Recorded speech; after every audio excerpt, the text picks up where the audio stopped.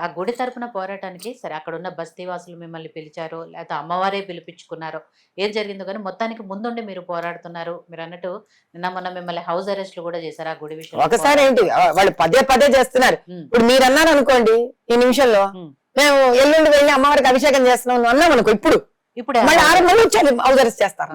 ఆ రోజు అంటే బోనం తుమ్మితే- కూడా వేయలేదు వెళ్ళలేదు గదా! తుమ్మితే దగ్గితే మీరు ఎవరైనా హ్మ్.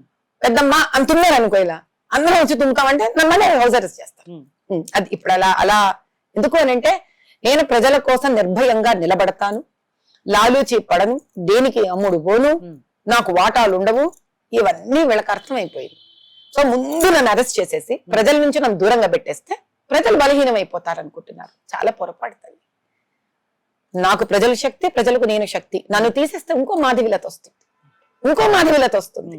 మీరు ఏ రోజు అనుకోలేదు కదా ఒక మాధవిలత వస్తుంది అని. హ్మ్. కాబట్టి ఎవరు ఆపగలరు? ఇంకో శక్తి అమ్మవారు తలుచుకుంటూ ఇంకో మాధవిలత ఎక్కడి నుంచో వస్తుంది. ఆ బస్తీలో నుంచి 100 మాధవిలతలు వస్తారు. అది మూర్ఖత్వం. నన్ను ఆపడం వల్ల ఏం జరగదు.